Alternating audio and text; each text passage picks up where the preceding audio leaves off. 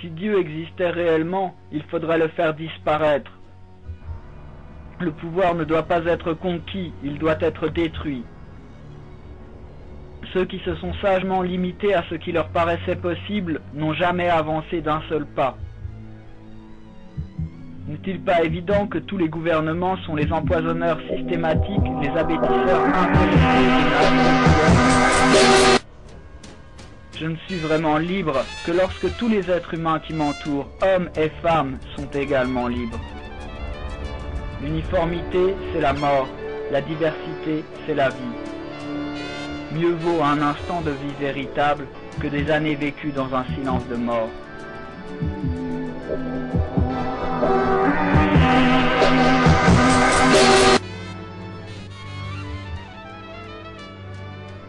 Je suis un amant fanatique de la liberté, la considérant comme l'unique milieu au sein duquel puisse se développer et grandir l'intelligence, la dignité et le bonheur des hommes. Nom de cette liberté toute formelle, par l'État, mensonge éternel qui en réalité ne représente jamais rien que le privilège de quelques-uns fondé sur l'esclavage de tout le monde. La liberté des autres étant la mienne à moi.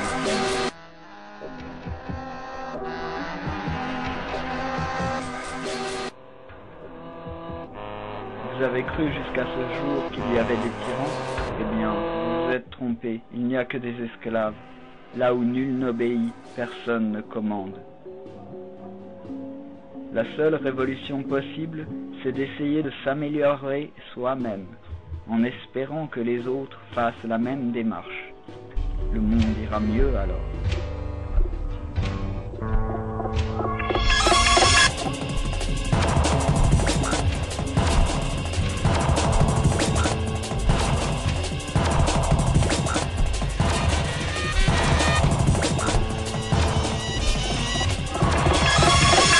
La seule révolution possible, c'est d'essayer de s'améliorer soi-même en espérant que les autres fassent la même démarche.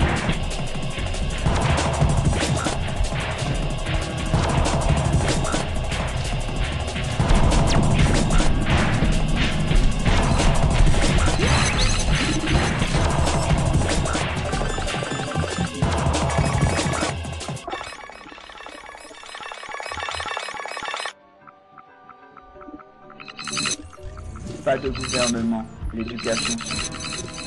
L'anarchisme est d'abord une éthique. On ne le dira jamais assez. L'anarchisme, c'est l'ordre sans le gouvernement. C'est la paix sans la violence.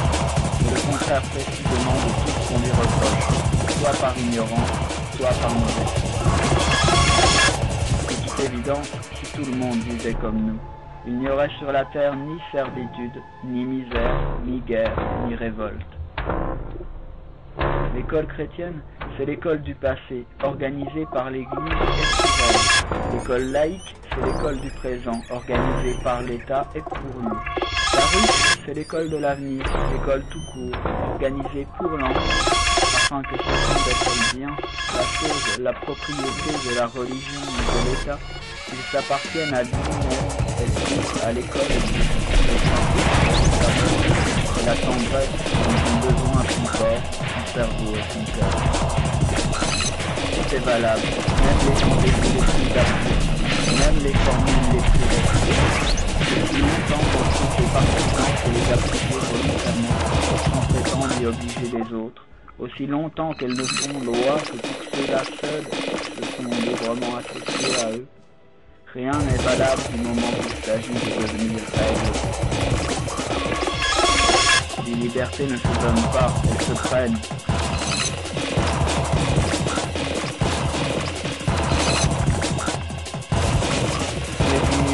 Regardez, je crache sur vos idoles, je crache sur Dieu, je crache sur la patrie, je crache sur le Christ, je crache sur les drapeaux, je crache sur le capital et sur le veau d'or, je crache sur les lois et sur les codes, sur les symboles et les religions. Sous les hochets, je m'en moque, je m'en ris.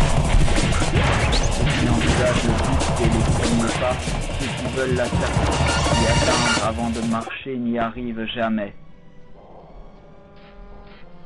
Si pour vaincre il faut pendre sur les places publiques, je préfère être vaincu.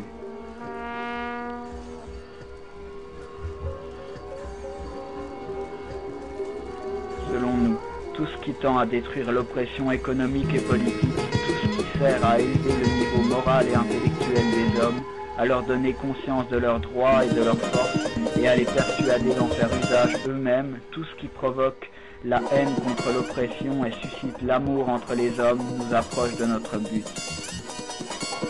La guerre continuelle aux institutions établies, voilà ce que nous appelons la révolution en permanence. Le fait de pouvoir élire librement des maîtres ne supprime ni les maîtres ni les esclaves. Les seules choses que je n'ai pas le droit de faire sont celles que je ne fais pas d'un esprit libre. Chacun cherche sa route. Nous cherchons la nôtre et nous pensons que le jour où le règne de la liberté et de l'égalité sera arrivé, le genre humain sera heureux. Les élections sont des parodies qui se servent des grands mots, démocratie, peuple, nation, république, souveraineté, mais qui cachent mal le cynisme des gouvernants. Il s'agit pour eux d'installer et de maintenir en place une tyrannie soft qui produit un homme unidimensionnel, le consommateur abruti et aliéné, comme jamais aucune dictature n'a réussi à en produire. Le projecteur sur les seules violences individuelles, alors que tous les jours la violence des acteurs du système libéral fabrique les situations délétères dans lesquelles s'engouffrent ceux qui, perdus, sacrifiés, sans foi ni loi, sans éthique, sans valeur, exposés aux rudesses d'une machine sociale qui les droit, se contentent de reproduire à leur degré, dans leur mine, les exactions de ceux qui les gouvernent et demeurent dans l'impunité.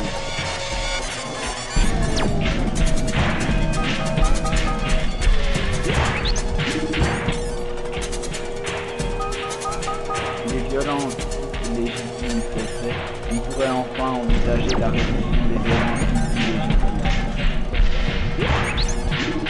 Le pouvoir n'est pas là où il se voit, non, il se cache. Il est partout, partout. Il faut résister à la manière du violence. Voilà les libertaires.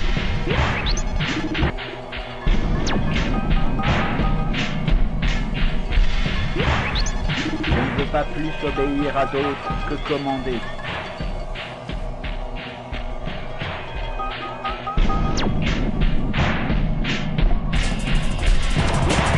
Il n'y a rien, absolument rien dans l'État, du haut de la hiérarchie jusqu'en bas, qui ne soit avis de réformer, parasitisme à supprimer, instrument de tyrannie à détruire. Si met la main sur moi, puis le dernier est un usurpateur et un tyran.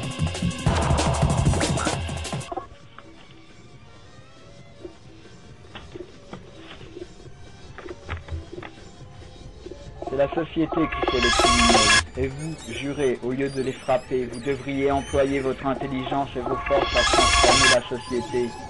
Du coup, vous supprimeriez tous les crimes, et votre œuvre en s'attaquant aux causes serait plus grande et plus féconde que n'est votre justice qui s'amoindrit à punir les effets.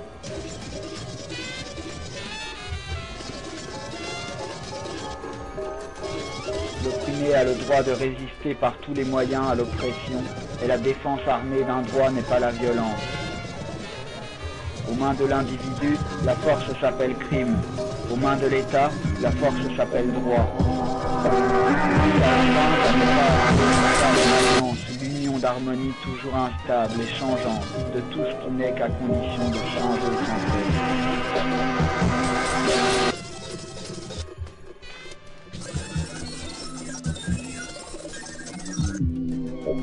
Partout, il y aura le pouvoir, il n'y aura pas de liberté, mais l'oppression des uns.